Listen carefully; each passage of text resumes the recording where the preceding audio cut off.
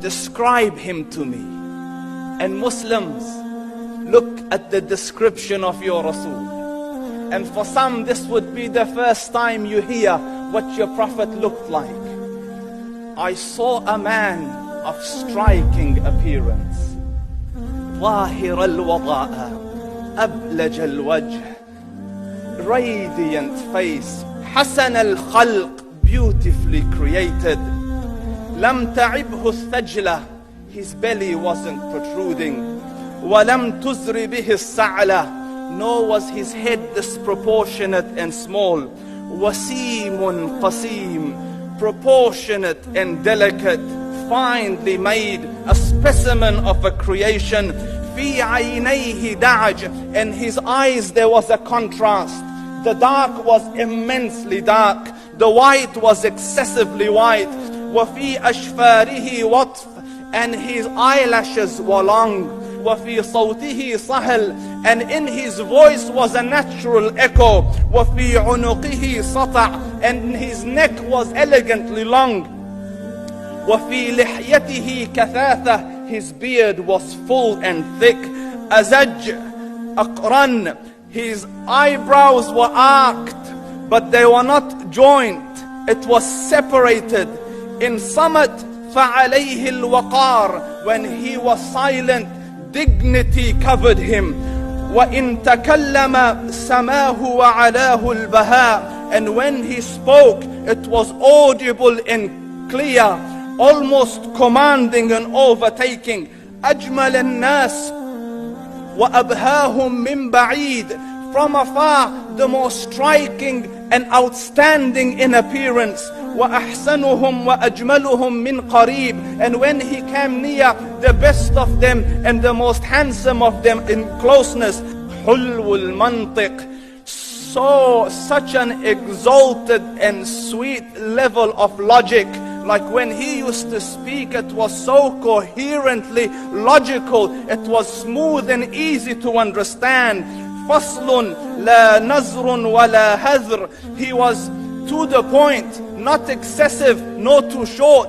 كأن منطقه خرزات نظم يتحدرن, his logic, his utterances, his words were like jewels coming out of a necklace, calculated, polished, one after the other, it would flow magically. ربعة, he was medium in height. Your eye didn't have to strain to look up at him, nor was it tedious to look down at him. He was a comfortable sight to look at. له رفقاء يحفون به, he had friends, the people that were with him, they were working around him to try to serve and protect him.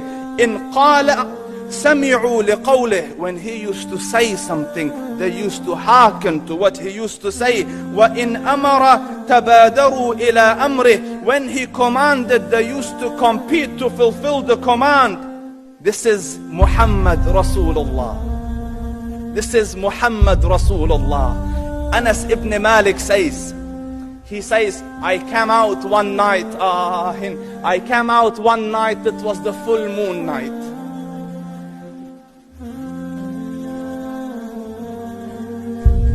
And I looked at the moon, and in the desert, understand, the moon is an awesome sight.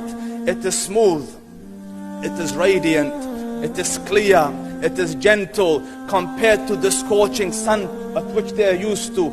So the moon was the epitome of beauty. So he says, I came out at a full moon night and I looked at the moon and I saw it, beautiful, handsome. So I said, let me go see if the moon is more handsome or my Prophet is more handsome. Let me see if that is more beautiful or the Prophet is more beautiful. So I went and I saw him standing afar.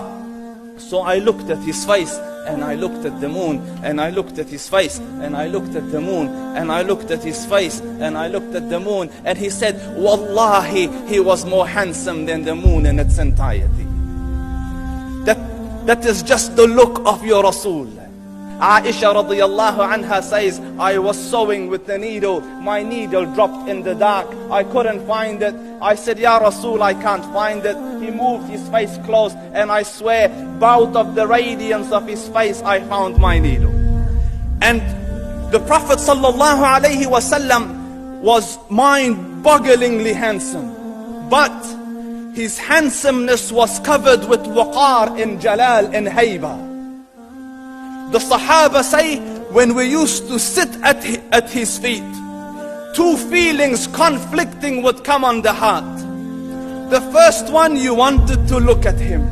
You wanted to behold the majesty of his face. And when you wanted to look up, shyness used to overtake you, so you used to look down.